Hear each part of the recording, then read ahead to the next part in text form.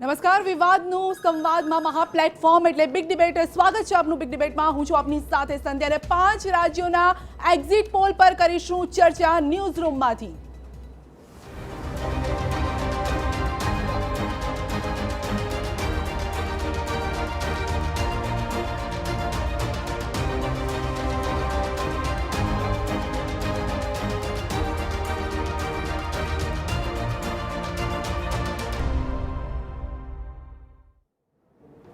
तो 5 राज्यों exit poll जी हाँ पड़े पड़नी खबर पर नजर है ईटीवी न्यूज नी अने हाल शू कहवुं छे बीजेपी अने कांग्रेस नु ते पण जाणीए आ एग्जिट पोल पर शू छे तेमनी प्रतिक्रिया।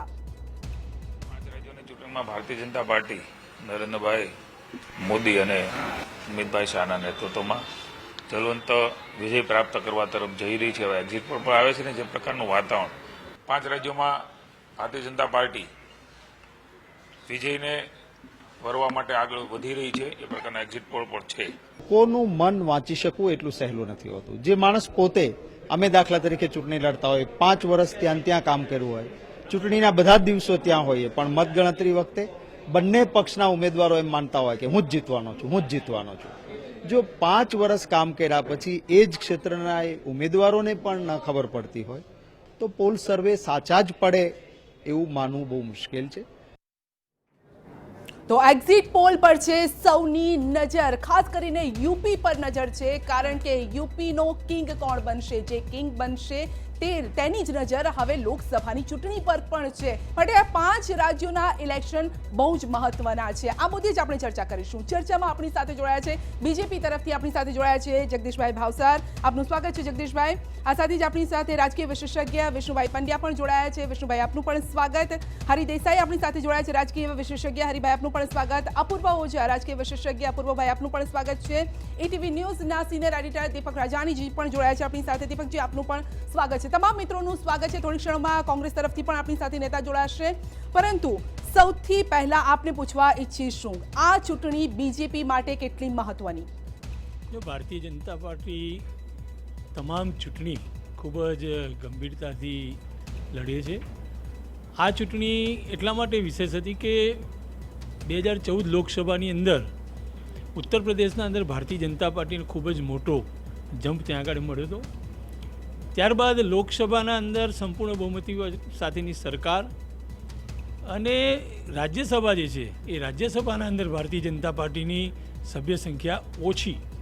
आ संदर्भना अंदर आ परिप्रेक्ष्यना अंदर उत्तर प्रदेशना अंदर 2017 अंदर भारतीय जनता पार्टी सारो गेइन करे तो राज्यसभानुं जे आंकड़ानुं जे स्टेटिस्टिक्स जे छे आखुं बदलाय अने जे बाबत भारतीय जनता पार्टीनी केंद्र सरकारने देशना हितमां करवी छे ए करवा माटे सरळता थाय ए रीते आ भारतीय जनता पार्टी खूब ज गंभीरताथी आ चूंटणीने लड़ी थी। जीते तो श्रेय कोने मळशे? भारतीय जनता पार्टीना लाखों कार्यकर्ता अने राष्ट्रभक्त मतदारो एने आखी चूंटणीनो श्रेय। ना जीते छे त्यार पछी तो मोदी मोदीना ज नारा लागे छे विष्णुभाई। એ પણ વાત સાચી છે પણ માત્ર નરેન્દ્ર મોદી નહીં એવા ભારતીય જનતા પાર્ટીનો નાનામાં નાનો કાર્યકર્તા આ વખતે ઉત્તર પ્રદેશમાં કામે लाग्यो છે। એટલું જ નહીં રાષ્ટ્રીય સ્વયંસેવક સંઘનો સામાન્ય સ્વયંસેવક પણ કામે लाग्यो છે અને આખી વ્યૂહરચના એવી છે કે નાનામાં નાના માણસ સુધી પહોંચવું નાત જાત એ બધાને બાજુ ઉપર રાખીને પણ પહોંચવું અને એ જે વ્યૂહરચના હતી કે કોઈ પણ ભોગે આપણે યુપીને સર કરવું। એટલા માટે સર કરવું કે યુપી એ પહેલેથી હિન્દુસ્તાનને વડાપ્રધાનો આપે છે। આ વખતના વડાપ્રધાન પણ વારાણસીમાંથી જીત્યા છે એટલે યુપીના જ કહેવાય અને ત્યાં ભારતીય જનતા પાર્ટીનું રાજ્ય અને એનો મોકો પણ છે આ વખતે કેમ કે બીએસપી અને કોંગ્રેસ એ બે વેરવિખેર થયેલી પાર્ટીનું એક થવું એ એક રાજકીય આશ્ચર્ય છે। એક જમાનામાં સમાજવાદી પાર્ટી કટ્ટર કોંગ્રેસ વિરોધી હતી। 1967માં બિન કોંગ્રેસવાદ ડૉક્ટર લોહિયાએ શરૂ કર્યો એના શિષ્ય એટલે મુલાયમસિંહ યાદવ। હવે આ એમનું કોંગ્રેસ સાથેનું ગઠબંધન શા માટે થયું અને કેમ કર્યું એનો જાણકારી લોકોને છે।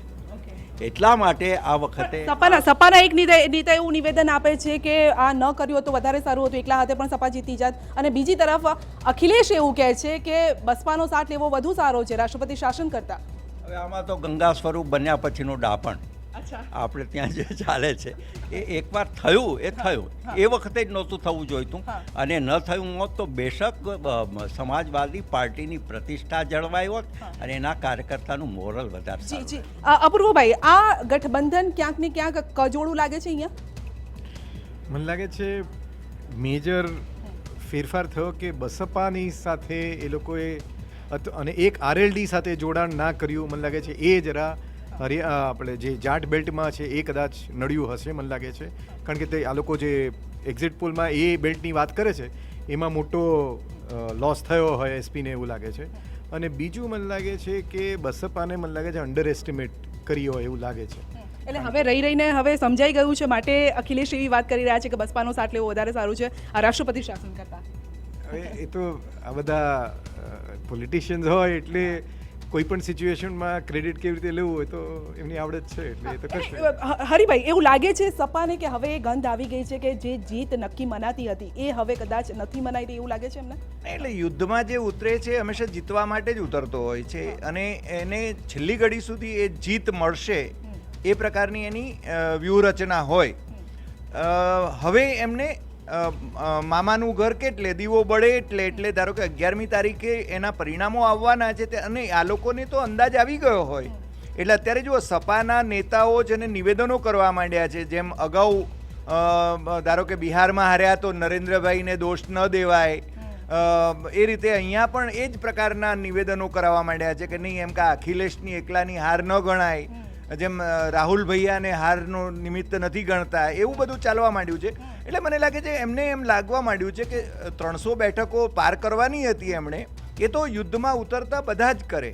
પણ ભારતીય જનતા પાર્ટી જે કિલર્સ ઇન્સ્ટિંક્ટ સાથે અને પોતાની કેડર સાથે કોઈ પણ જાતના જોખમ લેવાની તૈયારી ન રાખીને, એટલે કે જીતવાનું લક્ષ્ય રાખીને અને નરેન્દ્રભાઈની પોતાની પણ પ્રતિષ્ઠા એ વખતે હોડમાં મૂકીને ઉત્તર પ્રદેશ કોઈ પણ ભોગે સર કરવા માટે નીકળી પડ્યા છે.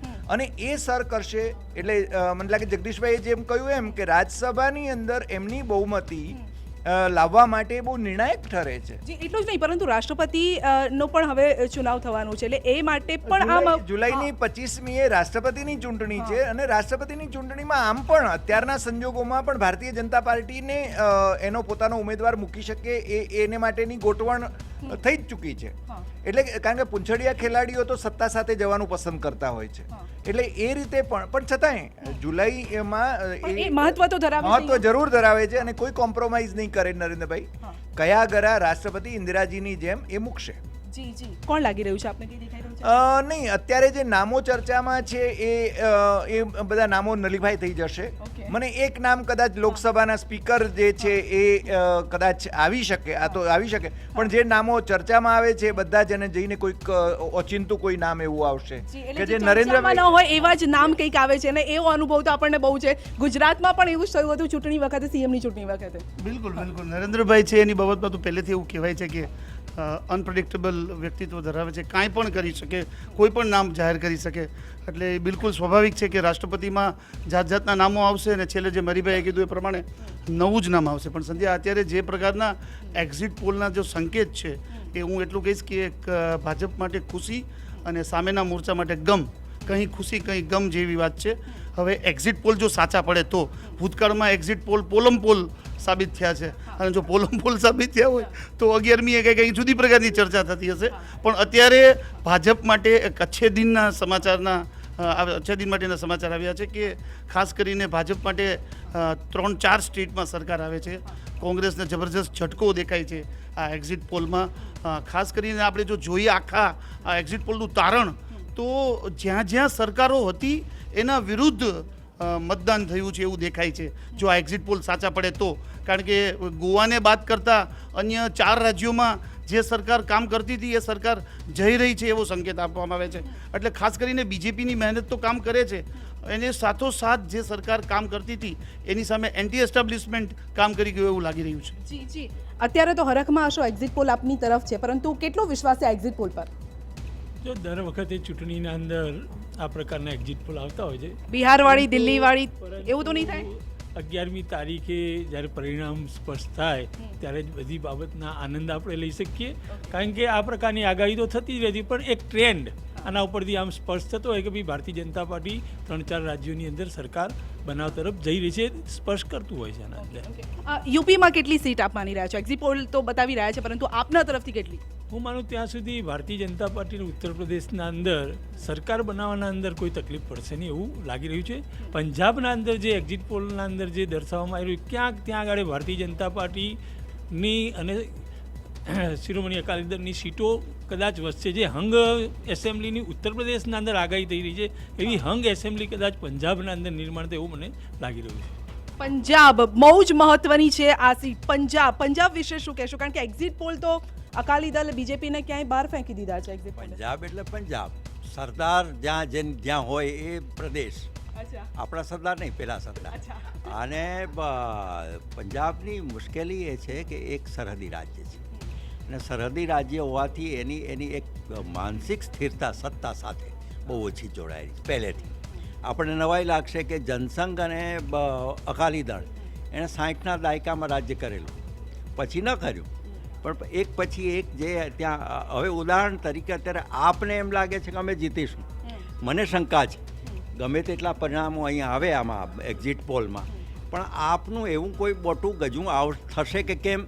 અને જો થશે તો અકાલી દળ એને માટે આભારી હશે, જેમ કોંગ્રેસ આભારી છે ભારતીય જનતા પાર્ટી આવે છે એને માટે, એવું પણ બની શકે. પણ આપે જે પ્રકારના ઉમેદવારો ઊભા રાખ્યા છે, ઉદાહરણ તરીકે પી ચિદમ્બરમની સામે જૂતું ફેંકનાર માણસ ત્યાંના ચીફ મિનિસ્ટર જે ઉમેદવાર છે બાદલ, એની સામે ઊભા છે, તો એમાં મત કોણ આપે? શા માટે આપે? વિરોધીઓને આપી શકે? હા, એટલે જેને જૂતું ફેંકવું હોય ફરીવાર જરૂર આપી શકે, એવા વિરોધીઓ આપી શકે. બીજેપી ન આવી જોઈએ યુપીમાં, તો આ અંગે ચર્ચા કરીશું. આપણી સાથે ઇકબાલભાઈ શેખ પણ જોડાઈ ગયા છે, નેતા કોંગ્રેસ. આને હવે કેવી રીતે ગણો? આપની કમનસીબી ગણો, કારણ કે આપનો સાથ લીધો તેમ છતાં કદાચ આપ એ બહુમતીનો આંકડો ન પાર કરી શકો તો શું કહ્યું? અત્યારે આ કમનસીબી કે નસીબદારી અત્યારે તમે કહેવું બહુ મુશ્કેલ છે અને બહુ વહેલું છે. It is too early. સવાલ એ છે કે તમામ પોલિટિકલ પાર્ટીઓએ ભારતીય જનતા પાર્ટી વિરુદ્ધ પ્રચાર કર્યો છે અને ભારતીય જનતા પાર્ટીએ પણ તમામ પોલિટિકલ પાર્ટી સામે હુમલા કરીને એમની સામે પ્રચાર કર્યો છે. એટલે વર્સિસ ઓલ થઈ શકે, એટલે જે શક્યતાઓ અત્યારે દેખાઈ રહી છે, એટલે જે રીતે અત્યારે ટ્રેન્ડ, એટલે ટ્રેન્ડ ના કહીએ, એટલે ઓપિનિયન પોલના જે તારણ છે, આ ઓપિનિયન એક્ઝિટ પોલના તારણ, એટલે એક્ઝિટ પોલના તારણ છે. આની ઉપર કોઈ પણ ચોક્કસ તારણ ઉપર આવવું અત્યારે અત્યંત મુશ્કેલ છે, પરંતુ જે સિનારીઓ છે આપણે માની લઈએ કે આ સિનારીઓ આ પરમ દિવસે આવવાનો છે. એટલે જે પરિસ્થિતિ રાજકીય અત્યારે ઊભી થઈ છે એમાં પોલિટિકલ પાર્ટીઓ કોઈ પણ સંજોગોમાં એ જોશે કે આ દેશને નુકસાન કરનારા, બરબાદ કરનારા અને કોમવાદી પરિબળો, જે લોકો આ દેશને વિભાજિત કરનારા પરિબળો છે, એ પરિબળોને દૂર કરવા માટેના તમામ આ દેશના જેને કહીએ પોઝિટિવ પરિબળો સાથે આવશે અને આવવું જોઈએ. એ મારું મંતવ્ય છે કે આ દેશને વિભાજિત કરનારા પરિબળોને કોઈ પણ રીતે દૂર કરવા જોઈએ. એ પહેલી પ્રાથમિકતા તમામ. બીજેપી પર ઇશારો કરી રહ્યા છો આપ? બીજેપી પર ઇશારો થઈ રહ્યો છે અહીંયા? તો પહેલાં તો એ બાબત સ્પષ્ટ કરી દઉં કે 11મી તારીખે આ પ્રકારની નોબત જ નહીં આવે. અચ્છા. કારણ કે Bharatiya Janata party comfortable majority સાથે ઉત્તર પ્રદેશની અંદર સત્તામાં માની લો કે એ મેજોરિટી આપ નથી પ્રાપ્ત કરી શકતા, તો શું આપનું ગણિત શું કહે છે? ના, પણ બિલકુલ હું તો સ્પષ્ટ છું ને અસ્પષ્ટ છું કે Bharatiya Janata party comfortable majority સાથે ત્યાં આવશે, ત્યાર પછી ફેરી તોડશો સત્તામાં આવશે. રહી વાત જે મિત્ર ઇકબાલભાઈએ જે બધા પ્રશ્નો ઉપસ્થિત કર્યા, તો ભારતીય જનતા પાર્ટી સૌનો સાથ, સૌનો વિકાસ, જ્યારથી નરેન્દ્રભાઈ મોદીના નેતૃત્વમાં સરકાર આવી ત્યારથી આ સૂત્ર લઈને નીકળી છે. અને એ બધા જ લોકો બ્રહ્મા છે, જે લોકોએ એક સમાજને મતબેંકની રાજનીતિ તરીકે વર્ષોથી જોયો છે, એ બધા જ લોકો બ્રહ્મા છે કે આ મતદારો પેટી પેક અમારા તરફ આવ્યા છે. પણ અમારું માનવું છે કે સૌનો સાથ, સૌનો વિકાસ અને રાષ્ટ્રવાદી જે વિચાર જે છે એ રાષ્ટ્રવાદી વિચારને અનુસરનારો વર્ગ દેશના અંદર વધી રહ્યો છે અને ઉત્તર પ્રદેશના પરિણામો એ આ પ્રકારની રાજનીતિને દેશના અંદર આગળ ધપાવશે. જી જી. પરંતુ અપૂર્વજી, એક વાત અહીંયા મુખ્ય એ કે નરેન્દ્ર મોદી, ગમે તે રાજ્યની, આ 5 રાજ્યોની વાત કરીએ, એક ચહેરો જો જોવા મળ્યો હોય પ્રચારમાં તો નરેન્દ્ર મોદીનો ચહેરો છે. આપને એવું લાગે છે કદાચ આની જગ્યાએ લોકલ ચહેરાઓને પણ પ્રચારમાં ઉતારવાની જરૂર હતી કે ફક્ત આના નામે જ ચૂંટણી જીતવા માટે ફક્ત નરેન્દ્ર મોદીનો ચહેરો ઉપયોગ કરવામાં આવે? મને લાગે છે તમે 2 લાસ્ટ ચૂંટણીઓ જુઓ, 3 લાસ્ટ જુઓ, તો એમ એકચ્યુઅલી મિક્સ રિઝલ્ટ આવે છે. તમે દિલ્હીમાં એ લોકોએ ચીફ મિનિસ્ટર ફેસ મૂક્યો ને, દે હેડ કિરણ બેદી, એ લોકોએ મૂક્યો પણ કંઈ વર્ક નહોતું. બિહારમાં કોઈ લોકલ ના મૂક્યું અને નેશનલ મૂક્યું તો ઇટ ડિડન્ટ વર્ક. એટલે આ એક મૂક્યું તો ઇટ ડિડન્ટ વર્ક, અહીંયા ના મૂક્યું તો વર્ક. અને મહારાષ્ટ્ર બહુ સારો ફેસ ફડણવીસ મૂક્યો તો એ લોકો જીત્યા ખરા. એટલે આઈ ડોન્ટ થિંક કે આમાં કોઈ ટ્રેન્ડ કહી શકાય. પણ એક વસ્તુ છે કે યુપી થિંક્સ મચ મોર, એ પોતાની જાતને તમે યુપીવાળાને વાત કરો તો એ લોકો પોતાની જાતને આ દેશનું ગઢ માને છે કે અમે જે વિચારીએ એ દેશ કરે.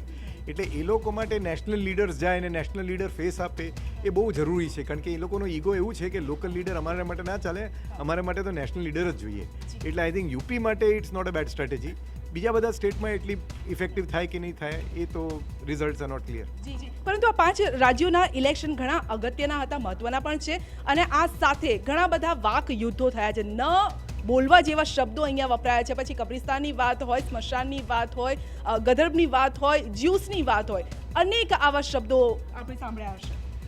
મને લાગે છે કે હવે સંસદીય લોકતંત્રની જે પ્રણાલીઓ છે એનો ઘસારો બધી બાજુથી આપણને જોવા મળે છે. એટલે એને માટે બહુ આશ્ચર્ય નથી થતું. રાજનીતિમાં બધું જ ચાલે, everything is fair in love and war, એ આપણે જાણીએ છીએ. પણ ઉચ્ચ સ્થાને પહેલી વખત છે અચ્છા, એટલે ન થવી જોઈએ આવી રાજનીતિ લોકશાહીમાં અને આ દેશમાં. ઉચ્ચ સ્થાને આટલો બધો ઘસારો પહેલા ક્યારે આ દેશે નથી જોયો. જી જી જી, હા. એટલે મને લાગે છે ઇકબાલભાઈએ મારા મોઢાની વાત છીનવી લીધી કે વડાપ્રધાનની એક ગરિમા હોય છે, વડાપ્રધાનના હોદ્દાની એક ગરિમા છે અને વડાપ્રધાનની એક ગરિમા હોય છે. એમણે શું બોલવું પણ નરેન્દ્રભાઈ પોતાની સ્ટ્રેટેજી પોતે નક્કી કરવા માટે ફ્રી છે. એમની પાર્ટી ને માટે એ નિર્ણય કરી શકે. એટલે પરોપદેશે પાંડિત્યમ સર્વેશામ સુકુરમ નૃણામ, એટલે બીજાઓને ઉપદેશ કરવાનો આમાં કોઈ અર્થ નથી હોતો. અને હવે તો એવું થઈ ગયું, જો દિખતા હે વો બિકતા હે, જો બોલતા હે વો ભી બિકતા હે.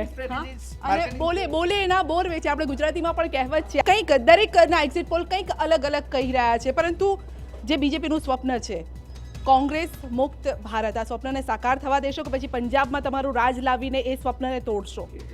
એ કોઈ પાગલ વ્યક્તિ સ્વપ્ન જોતું હોય ને એ આવી વાત છે કે જે સ્વપ્ન, આ કોંગ્રેસ એક વિચારધારા છે, એક પાર્ટી નથી.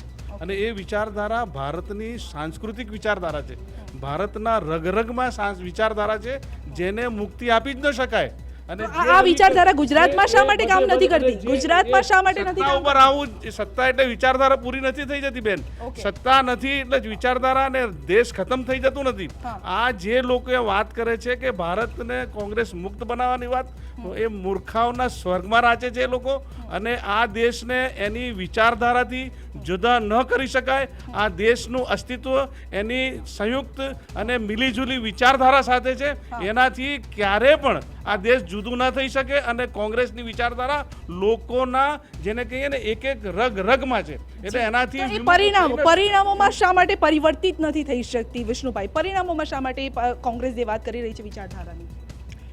કોંગ્રેસ 1947 પહેલાંની અને 1947 પછીની એ બે દિવાલો જોઈએ.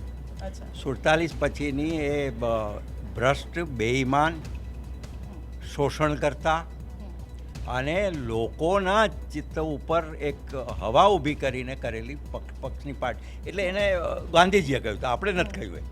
ગાંધીજી કહ્યું કે વિસર્જન થઈ જવું જોઈએ 47માં કોંગ્રેસનું, કોઈ કર્યું નહીં. અને આપણે ભાષાની વાત કરીએ છીએ કે ભાષા અત્યારે બહુ ખરાબ છે વડાપ્રધાનની. આની શરૂઆત જવાહરલાલ નહેરુથી થઈ હતી. અને જવાહરલાલ નહેરુએ ત્યાં માંડ 2 કે 5 જનસંઘના સભ્યો હતા લોકસભામાં. એ વખતે એણે કહ્યું કે હું જનસંઘને કચડી નાખીશ. આ કચડવું એનો અર્થ શું? બીજું એણે એમ પણ કહ્યું કે આ જનસંઘ એ RSSનું અવૈધ સંતાન છે. હવે વૈધ સંતાન ને અવૈધ સંતાન વિશે જવાહરલાલ નહેરુની આટલી બધી જાણકારી એ આપણને ખબર નથી કઈ રીતે હશે. પણ આ ભાષા શરૂઆત થઈ છે, મારે કહેવું છે કે. અને એ અત્યારે એનું આગળ વધ્યું છે. એ એટલે બોલે એના બોર વેચાય છે, નથી પણ વેચાતા, બંને છે. બોર ખાટા પણ છે. ઉલટા ચોર કુટવાલ કુટંટે, એટલે એવું પણ છે અહીંયા. એવું છે નહીં, ભારતીય જનતા પાર્ટી તો પોતાની રીતે કામ કરી રહી છે. અને ભાષાની જ્યાં સુધી વાત છે કે તમારી એ ભાઈની બીજી કોઈ વાત હોય તો 2007ના અંદર જે ભાષાનું પરિણામ ગુજરાતના અંદર પણ એમને સહન કરવાનું આવ્યું હતું, જે મોતના સોદાગર કે એવું કંઈક બોલીને ગયા 17માં પણ આવશે. અને પરિવર્તન ગુજરાતના લોકો એમને આપી દીધું હતું બરોબરનું.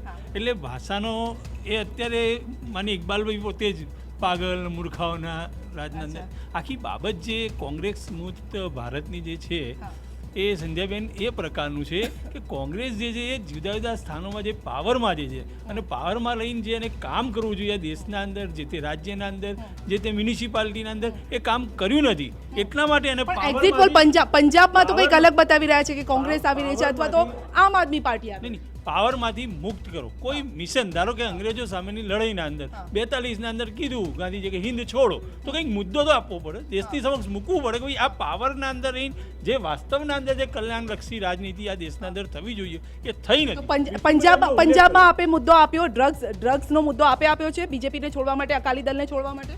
જો પંજાબની વાત એ આખી અલગ છે.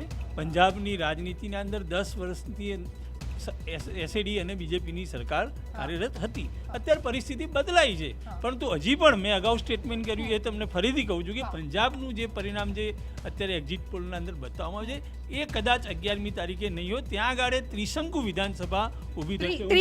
ત્રિશંકુ વિધાનસભા પંજાબની સ્થિતિ સર શું જોઈ રહ્યા છો? પંજાબમાં હું માનું છું તો ભાજપ અને અકાલી દળ છે એ બહાર જ છે કારણ કે પહેલેથી જે સંકેત મળતા હતા એ પ્રકારના જ એક્ઝિટ પોલમાં તારણો આવી રહ્યા છે. ખાસ કરીને ભાજપમાંથી નવજોતસિંહ સિદ્ધુનું આપમાં નહીં પણ કોંગ્રેસમાં જવું એ પણ એક બાબતનો સંકેત હતો. એટલે હું એવું માનું છું કે પંજાબમાં જે લડાઈ છે એ આપ અને કોંગ્રેસ વચ્ચે છે. કોઈ આપને મહત્ત્વ આપે છે, કોઈ કોંગ્રેસને મહત્ત્વ આપે છે, પણ એટલું સ્વાભાવિક છે કે જે એન્ટી એસ્ટાબ્લિશમેન્ટનું જે વોટિંગ હતું એ સ્પેસિફિક ભાજપ અને અકાલી દળ તરફ થયું એવું લાગે છે. જોકે દરેક વખતે આપણે ચર્ચા કરીએ છીએ કે એક્ઝિટ પોલ છે એ પોલમાં સાચું શું નીકળશે ને સંધ્યા એ એક બહુ મોટો સવાલ છે ને એક સસ્પેન્સ બરકરાર 11મીએ સવારે 9-10 વાગ્યા સુધી તો રહેવાનું જ છે. એટલે પોલમાં પોલ થતી હોય છે. અપૂર્વજી તમે જુઓ ને તમને યાદ છે બિહાર ઇલેક્શન શું કોન્ફિડન્ટ હતું, શું કોન્ફિડન્ટ દિલ્હીમાં શું કોન્ફિડન્સ હતું અને એ બધું ખોટું નીકળ્યું કારણ કે તમે સ્ટેટિસ્ટિકલી બેઝ જુઓ કે તમે એક નાના સેમ્પલ ભલે સ્ટ્રેટિફાઈડ સેમ્પલને તમે લો છો એના વોટ પર્સન્ટેજ કરો છો, વોટ પર્સન્ટેજને એક્સ્ટ્રાપોલેટ કરીને સીટ કરો છો. હવે વોટ પર્સન્ટ ટુ સીટનું આપણે દેશમાં કોઈ દિવસ થયું નથી. ઘણી પાર્ટી ઘણી વાર આપ જે વાત કરી રહ્યા છો ઝટકો અહીંયા લાગવાનો છે બીજેપીને કારણ કે અત્યારે બીજેપી આગળ દેખાઈ રહી છે. ના તમે જુઓ એકચ્યુઅલી આપણે આ તારણ કરીએ છીએ બીજેપી આગળ. મને લાગે છે એક જ તારણ જે છે તે આપણે કીધેલું it is an anti establishment anti incumbency બધે લાગે છે એક્સેપ્ટ ગોવા. અને મને ગોવામાં પણ લાગે છે કે ઇટ ઇઝ મિક્સ કારણ કે તમે જુઓ તો trends it is not a pure majority. ના બીજેપીને પ્યોર મેજોરિટી નથી થતી. એટલે ઇફ કોંગ્રેસ અને ગોમાંતક પક્ષ જો જોડાઈ જાય તો they can also come in power. એટલે બધી જગ્યાએ 5 સ્ટેટમાં લગભગ જે રૂલિંગ પાર્ટી હોય એ લગભગ નહીં આવે અને નવી પાર્ટી આવશે. મોટું પરિવર્તન જોવા મળી એટલે મને લાગે ડેમોક્રેસી મને બહુ સારું છે કે આ થઈ રહ્યું છે. જી એટલે જનતા હવે જાગૃત બની છે હરિભાઈ એવું ગણી શકાય કારણ કે આ જે છે કે જે રૂલિંગ પાર્ટી છે તેને દરકિનાર કરીને બીજી જ પાર્ટી અથવા તો શંકુ બનાવે ત્રિશંકુ હોય અથવા જોડા બનાવવાની અત્યારે પરિસ્થિતિ આવી ગઈ છે. જનતા તો હંમેશા જેને કોઈક વિકલ્પ શોધે છે. હવે એ વિકલ્પ બોધો નીકળે છે કે નકુર નીકળે છે એના ઉપર આધાર છે કારણ કે દરેક વખતે આશા સાથે જેને કોઈક પક્ષને બહુમતી આપે છે અથવા તો એ પ્રયત્ન કરે છે બહુમતી આપવાનો પણ પછી નીવડે વખાણ આખું કેવું નીવડે છે એના ઉપર આધાર છે. બીજું આ વખતના આ 5 રાજ્યોનું ચિત્ર જોઈએ તો જે પણ કંઈક કજોડા થવાના છે એ કજોડા અત્યારથી લગભગ ચાલુ થઈ ગયા છે કે કઈ રીતે અને ક્યારે કોણ કોની સાથે બેસશે. સત્તામાં આ વખતે દિલ્હીમાં ભારતીય જનતા પાર્ટીના નેતૃત્વવાળી સરકાર છે એટલે એનો સે રહેવાનો છે કારણ કે રાજ્યપાલનું નિર્ણાયક છે કારણ કે સૌથી મોટો પક્ષ જે હશે એને રાજ્ય સરકાર બનાવવા માટે સૌથી પહેલાં નિમંત્રણ આપવું એ આપણો પ્રેસિડન્ટ છે અને એટલા માટે એ ચોટલી છે એ દિલ્હીના હાથમાં છે. અને ખાસ કરીને કજોડાની વાત કરીએ આપ એક વર્ડ યુઝ કર્યો તો કજોડા માટે કે આ વખતે કેવા કજોડા થવાના છે? કજોડા જેને કહીએ કે એક અપવિત્ર જોડાણોની વાત હોઈ શકે, કજોડું હોઈ શકે પરંતુ અત્યારે એની પર આપણે ચર્ચા કરીએ છીએ પણ અત્યારે જે રીતે અત્યારે પરિણામો એક્ઝિટ પોલના દેખાઈ રહ્યા છે કે પ્રજાએ કોઈ સત્તામાં રહેલી પાર્ટીને ને કોઈ વિચારધારાને સફાયો કર્યો હોય અત્યારે જે દેખાય છે એ પંજાબમાં દેખાય છે કે જે રીતે સત્તામાં રહેલી પાર્ટીને એ વિચારધારાના લોકોને જે રીતે અત્યારે જે પરિણામો પરથી સફાયો દેખાય છે એવા ચારેય રાજ્યોમાં એવો સફાયો કોઈ પણ પાર્ટીનો દેખાતો નથી. એટલે એક ત્યાં ડિસાઇસિવ મત લોકોએ આપ્યા છે. અને જે લોકો એમ વાતો કરી રહ્યા છે કે આ દેશમાંથી કોંગ્રેસ મુક્ત આ દેશને બનાવીશું, એના સ્વપ્ન રોડાઈ રહ્યા છે. જે રીતે ગોવામાં આજે કોંગ્રેસ પ્રગતિ કરી રહી છે, એટલે પાવરમાં આવે છે કે કેમ એ જુદી વાત છે, પરંતુ જે અત્યારે સીટ કેટલી ગોવા એક્ઝિટ ગોવામાં અત્યારે જે એક્ઝિટ પોલના અત્યારે જે ટ્રેન્ડ છે, ટ્રેન્ડમાં કોંગ્રેસ સુધારા ઉપર ચોક્કસ છે, પાવરની નજીક છે, પરંતુ એ સુધારો એટલે જે ભારતને કોંગ્રેસ મુક્ત બનાવવાની વાતો કરનારાઓને તમાચો છે, એ સ્પષ્ટ દેખાય છે. આવનારા દિવસો પણ બતાવશે. સંધ્યાબેન સમજતા નથી. ભારતીય જનતા પાર્ટીનું બહુ સ્પષ્ટ લક્ષ્ય છે કે કોંગ્રેસ પાર્ટી જે જગ્યાએ સત્તામાં ત્યાંથી એને મુક્ત કર્યું. જી, તો હવે લક્ષ્ય એમણે પણ લઈ લીધું છે ને પંજાબ માટેનું. તો એ તો પંજાબની સ્થિતિ, પંજાબમાં એ લોકો પોતાની રીતે કામ કરે તો આગળ વધે છે, એમાં કંઈ ફેર નથી. કેરળના અંદર એમને પાવર આવ્યો જ છે, પણ ભારતીય જનતા પાર્ટી જે મિશન સાથે નીકળી છે, મિશન આ સ્પષ્ટ છે કે જે જગ્યાએ કોંગ્રેસ સત્તામાં છે ત્યાંથી મુક્ત કરો. જી, મોટી અહીંયા એક પરિવર્તન એ પણ જોવા મળ્યું. જો પંજાબની આપણે અત્યારે વાત કરી રહ્યા હોય તો, કારણ કે ઘણી જગ્યાએ આમ આદમી પાર્ટી પણ દેખાઈ રહી છે, કોંગ્રેસ પણ દેખાઈ રહી છે. જો આમ આદમી પાર્ટી આવી રહી તો બીજેપી માટે ઝટકો ગણી શકાય આને પંજાબમાં આવે તો? મને લાગે બેઉ માટે ઝટકો કહેવાય, કારણ કે બેઉ પાર્ટી એમ માની રહી છે કે આ પાર્ટી તો એને માન આપવા જેવું છે નહીં, કોઈની સાથે વાત નહીં કરે. દિલ્હી વખતે એ લોકો બહુ તુચ્છતાથી બિહેવ કરેલું છે આમ આદમી પાર્ટી સાથે, અને જો પંજાબમાં આવશે તો મને લાગે બેઉ મેજર નેશનલ પાર્ટીને તો ઝટકો લાગશે જ. અને મને લાગે છે કે એક રીતે પંજાબ માટે it's a good thing. Whatever be બધાને જે પણ કહેવું હોય કેજરીવાલ વિશે, પણ એટલીસ્ટ કોઈ પ્રિસિડેન્ટ વગર નવી પાર્ટી આપશે તો એટલીસ્ટ ડ્રગ ઉપર મેક્સિમમ કામ કરવાની સંભાવના, ડ્રગ મિનેસને ઉઠાડવાની, એ મને લાગે છે આમ આદમી પાર્ટી આપી શકશે. કારણ કે એ ફ્રેશ છે, એ ન્યૂ છે, કોઈ બેગેજ નથી, કોઈને ખુશ કરવાના નથી, એને કઈને સંભાળવાના નથી, એને કઈ બ્યુરોક્રેસીને સાચવવાની નથી. એટલે એ ફ્રેશ ટફ સ્ટેપ લઈ અને ડ્રગ મેનેજ દૂર કરી શકે છે. જી, 5 રાજ્યોના એક્ઝિટ પોલ, અને આ એક્ઝિટ પોલ પર થઈ રહી છે ચર્ચા. બીજેપી બનીને આવી રહી છે, મોટી પાર્ટી આ અંગે ચર્ચા કરી રહ્યા છે. દીપકજી, જો બીજેપી મોટી પાર્ટી અને ખાસ કરીને યુપીની જે આપણે વાત કરી રહ્યા, તો ગુજરાતમાં વહેલી ચૂંટણીના સંકેત? બિલકુલ એવું લાગે જ છે કે જે પ્રકારની સ્થિતિ સર્જાઈ રહી છે, મારા સહયોગી વિષ્ણુભાઈ હશે છે, પણ એ ભલે હશે, 11મી પછી વિસ્તૃત ચર્ચા કરીશું. નરેન્દ્રભાઈની રણનીતિ છે એક બહુ જ જોરદાર રણનીતિ હોય છે. એમના સિવાય અને અમિતભાઈ સિવાય કોઈને ખબર હોતી નથી. ગુજરાત ભાજપના નેતાઓને પૂછશું તો એમ જ કહેશે કે નહીં, ડિસેમ્બરમાં જ ચૂંટણી આવશે. પણ સંધ્યા, જો પોલિટિકલ કારણોની આપણે જો ચર્ચા કરીએ ને, તો જે પ્રકારે હાર્દિક પટેલ, અલ્પેશ ઠાકોર જે રીતે આંદોલન ચલાવે છે, એને કોઈને કોઈ રીતે રોકવા માટે, પછી જે રીતનું વાતાવરણ યુપીમાં સર્જાયું, અથવા તો જે એક્ઝિટ પોલના તારણો છે એ પ્રકારનું પરિણામ આવે તો 100% એ લાભ મળી શકે એમ છે. ને બીજું કે જો ફ્રેશ ચૂંટણી થાય અને સારી બહુમતી મળી જાય તો 5 વર્ષ સુધી ગુજરાતમાં ભાજપ સારી રીતે શાસન ચલાવી શકે. એટલે બિલકુલ શક્યતા નકારી શકાય એમ નથી. જી જી, હરિભાઈ આપ શું કહેશો? હું પહેલાથી માનતો રહ્યો છું કે યુપીમાં જીત્યા પછી ગુજરાતની અંદર વિધાનસભાની ચૂંટણી આપશે. હવે એના ઘણા બધા કારણો છે. એટલે દીપકભાઈએ જે કારણો કયા એ ઉપરાંત પણ કે ધારો કે સરકારની કામગીરી વિશે, અને બીજું કે યુપીનું જે પરિણામ આવે, યુપીમાં બહુ જ બહુમતી મળે તો એનો લાભ સીધો અહીંયા થવાનો જ છે. અને આમે મને લાગે છે અમિતભાઈ ઘણા વખતથી ઉછળકૂદ કરી રહ્યા છે, એટલે એમને યુપી મિશન આપી દીધું, પછી આ મિશન. ઓકે, આ મિશન ભારતીય જનતા પાર્ટી બહુ સ્પષ્ટપણે માને છે કે ચૂંટણી ગુજરાતના અંદર નિર્ધારિત સમય થશે.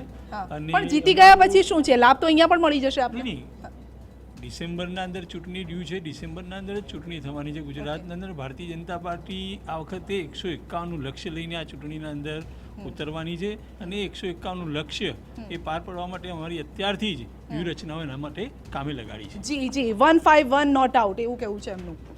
એ તો ગયા વખતે પણ 151ની વાત કરી હતી. ઠીક છે, સત્તામાં આવ્યા હતા, પણ અત્યારે જે વાતાવરણ છે ગુજરાતમાં, એપાર્ટ ફ્રોમ આપણે યુપીના ચૂંટણીના પરિણામોની વાત નથી કરતા, પણ અત્યારે જે વાતાવરણ છે, અને જો ભારતીય જનતા પાર્ટી એમ વિચારતી હોય કે યુપીની ચૂંટણી જીત્યા પછી તરત જ વહેલી ચૂંટણી ગુજરાતમાં આપી દઈએ, તો એ ચોક્કસપણે ભારતીય જનતા પાર્ટી એમ માનીને ચાલે છે કે આજે ગુજરાતમાં એ લોસ્ટ ગ્રાઉન્ડ ઉપર બેઠા છે. અને એ આપને ફાયદો કે નુકસાન? યુપીની ચૂંટણીના ઈશારે એના આશરે આ જે હારેલું ગ્રાઉન્ડ જીતવાના પ્રયત્નો કરવા માટે વહેલી ચૂંટણી કદાચ લાવવાનો પ્રયાસ કરે. પરંતુ એક વાત નક્કી છે કે માનીને જ બેઠા છે કે ભારતીય જનતા પાર્ટી એનું અસ્તિત્વ અહીંયા ગુમાવી રહી છે ગુજરાતમાં. જો કે બીજેપી અત્યારે કશું મગનું નામ મરી પાડવા તૈયાર નથી, બરાબર? બીજેપી મગનુમાં નામ મરી પાડવા તૈયાર નથી કે વહેલી ચૂંટણી આવે યુપી જીત્યા તો પછી મરી બે અલગ છે. અચ્છા એટલા માટે એટલે સવાલ એ છે કે ગુજરાતમાં શા માટે વહેલા ચૂંટણી આપવી જોઈએ, મને હજી ગળે દીપકભાઈ ઉતરતો નથી.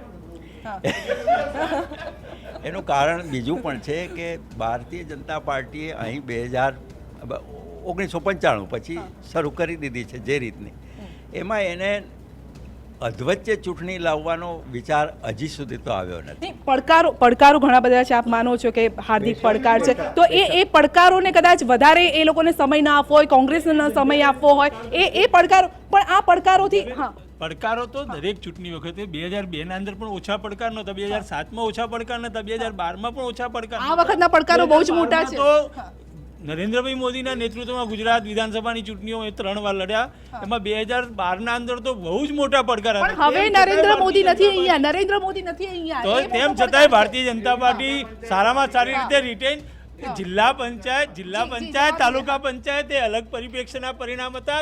ત્યારબાદ તમારી જે વિધાનસભાની બેઠક વર્ષોની પરંપરાગત બેઠક હતી તે પણ ભારતીય જનતા પાર્ટીએ જીતી લીધી. નગરપાલિકાઓની વાત કરો તો નગરપાલિકામાં ભારતીય જનતા પાર્ટી જીતી લીધી. આખા દેશના અંદર સંધ્યાબેન તમે ટ્રેન્ડ જુઓ તો ઓરિસ્સાના અંદર ભારતીય જનતા પાર્ટી નગરપાલિકાના અંદર બીજા નંબરે, ચંડીગઢના અંદર ભારતીય જનતા પાર્ટી જીતે, મહારાષ્ટ્રના અંદર ભારતીય જનતા પાર્ટી જીતે. એટલે કોંગ્રેસ તો લૂઝ થઈ અહીંયા આખા દેશના અંદર થઈ રહી છે ને ગુજરાતના અંદર તો જે આખા દેશમાં થઈ છે એના કરતાં પણ વધારે માત્રામાં અહીંયા લૂઝ થવાની છે. એટલા માટે વહેલી ચૂંટણી ગુજરાતમાં જે રીતે મહિલાઓ અસલામતી ભોગવી રહ્યા છે, જે રીતે આત્મહત્યાઓ અને બળાત્કારોના પ્રયાસ ભારતીય જનતા પાર્ટીના આગેવાનો દ્વારા થઈ રહ્યા છે, મહિલા સલામત છે, આ કાયદો વ્યવસ્થા પડી ભાંગી છે, આ દેશનું જે ઔદ્યોગિક વિકાસ છે ખતમ થઈ ગયું છે, આજે કારખાનાઓ બંધ થયા છે, લોકો બેકાર થયા છે, ઘણી ખરાબ પરિસ્થિતિમાં લોકો જીવી રહ્યા છે. આજે વારંવાર દૂધના ભાવ અને પેટ્રોલના ભાવ વધી રહ્યા છે. ગુજરાતમાં આજે પટેલો, આ ઓબીસીના લોકો, તમામ લોકો પરેશાન છે. એટલે જે પરિણામો જિલ્લા પંચાયતમાં લોકોએ આપ્યા છે એ પરિણામોથી ભારતીય જનતા પાર્ટી ડરી ગઈ છે અને ભારતીય જનતા પાર્ટી જો ઉત્તર પ્રદેશમાં સત્તાનું સૂત્ર સંભાળે તો એની હવાનો લાભ લેવા માટેના પ્રયાસો થશે. અને એ ચોક્કસ વાત છે કે ભારતીય જનતા પાર્ટી એ લોસ્ટ ગ્રાઉન્ડ ઉપર છે અને લોકો એને પરચો આપશે ચોક્કસ. જી ચલો, હવે એ તો 11મીએ ખબર પડી જશે, પરંતુ અત્યારે 5 રાજ્યોની વાત કરીએ. 5 રાજ્યોમાં યુપીની આપ કોની સરકાર જોઈ રહ્યા છો? યુપીમાં આપ બિહાર પછી હું કોઈ પ્રેડિક્ટ નહીં કરું, કારણ કે આમની વાત હું કહીશ બધા ગણિત ખોટા પડે છે. બધા ગણિત ખોટા પડે છે, પણ કદાચ એક ટ્રેન્ડ આવે કે જે પણ આવે સપા ને એ પણ આવે અથવા ભાજપ પણ આવે, એ કદાચ બહુમતી પોતાને મેળે લઈ શકે એવી છે, કારણ કે સીટ વોટ જોડતોડ કરશે બીજેપી, માનો છો યુપીમાં? ભારતીય જનતા પાર્ટી સંપૂર્ણ અને સ્પષ્ટ બહુમતી સાથેની સરકાર બનાવશે. જી યુપીમાં કોની સરકાર? ભાજપ માટે સારા ચાન્સીસ છે. જે પ્રકારના સંકેતો મળી રહ્યા છે ને, તમામ એક્ઝિટ પોલ છે એ ભાજપ તરફ ઇશારો કરી રહ્યા છે. સંધ્યાને મને તો ક્યાંય એવું લાગે કે છેલ્લા 10 વર્ષમાં જે સંપૂર્ણ બહુમતી એક પાર્ટીને આપી છે ને, એવું પણ બની શકે કે ભાજપને સંપૂર્ણ બહુમતી પણ મળે. જી, અને ઉત્તરાખંડ, મણિપુરની વાત કરીએ, પંજાબની, ગોવાની વાત કરીએ. જો ભાજપ માટે તો ફાયદાકારક છે, કારણ કે ઉત્તરાખંડમાં કોંગ્રેસનું શાસન હતું, મણિપુરમાં તો વકરો એટલો નફો એવી સ્થિતિનું નિર્માણ ભાજપ માટે થયું છે. કોઈને કોઈ એક્ઝિટ પોલ મણિપુરમાં પણ ભાજપ સારું કરે છે એવા સંકેત આપી રહ્યા છે. એટલે હું કહું છું કે જે પ્રકારના એક્ઝિટ પોલ છે ને જો એ સાચા પડે તો 3 થી 4 રાજ્યોમાં આપણે ભાજપની સરકાર જોઈ રહ્યા છીએ. જી બીજેપીની સરકાર જોઈ રહ્યા છે 5માંથી 3 રાજ્યોમાં, માની લઈએ. અત્યારે જે વલણ દેખાય છે એમાં 2-3 રાજ્યોમાં બહુ સારું ભારતીય જનતા પાર્ટીનું ચિત્ર દેખાઈ રહ્યું છે, પરંતુ આ બધા એક્ઝિટ પોલ છે, આપણે એની પર બહુ ચોક્કસ તારણો આપી ન શકીએ. અને ઘણા ભૂતકાળમાં આવા એક્ઝિટ પોલો નિષ્ફળ રહ્યા છે, ખોટા સાબિત થયા છે. અને જે રીતે આજે પ્રેડિક્શન છે એ બહુ જ સ્પષ્ટ એક વાત છે કે કોઈ પણ પાર્ટી સ્પષ્ટ બહુમતી સાથે 11મી ઉપર આપણે અત્યારે રાહ જોવી પડે. ટૂંકમાં કેવું એક લાઈનમાં તો શું કહેશો? નહીં, સ્વાભાવિક છે, કારણ કે 11મીએ પરિણામો જે આવવાના છે એના પછી જ જોડતોડ ચાલુ થશે. પણ ભારતીય જનતા પાર્ટી એ કમ્ફર્ટેબલ સ્થિતિમાં તો છે. એ વાત બીજેપી કમ્ફર્ટેબલ? ઉત્તર પ્રદેશમાં ભાજપ આવે એમ છે, ન આવે તો ગઠબંધનની રાજનીતિ થશે. 2 વસ્તુ. સૌથી મહત્વની વાત મણિપુરની છે. નોર્થ ઇસ્ટમાં આસામ, અરુણાચલ અને હવે મણિપુર, એટલે એ રીતે એક જે ઉપેક્ષિત વિસ્તાર હતો આપણો, એ વિસ્તારમાં ભારતીય જનતા પાર્ટીનો પ્રવેશ એ એમના જે ઇન્વર્ટેડ કોમામાં સાંસ્કૃતિક રાષ્ટ્રવાદ છે એનો વિજય છે. જી જી, તો એનો વિજય છે. હવે જોવાનું રહેશે કે 11મી તારીખે જ્યારે પરિણામો આવે છે ત્યારબાદ કયા ગણિતો કામ લાગે છે, એક્ઝિટ પોલ કામ લાગે છે, પછી કે જનતાએ આપેલો જનાદેશ કામ લાગે છે. પરંતુ ચોક્કસ અહીંયા એ મનાઈ રહ્યું છે, વિશેષજ્ઞો પણ એ જ માની રહ્યા છે કે કજોડા જરૂર અહીંયાથી બનવાના છે. આ વખતની ચૂંટણી કંઈક અલગ જ ચૂંટણી છે. આપ સૌનો આભાર અમારી સાથે ચર્ચામાં જોડાવા બદલ, અને આપ પણ જોડાયેલા રહેશો હંમેશની માફક ETV ન્યૂઝ ગુજરાતી સાથે, કારણ કે પડે પડના અપડેટ આપી રહ્યું છે ETV ન્યૂઝ ગુજરાતી. નમસ્કાર.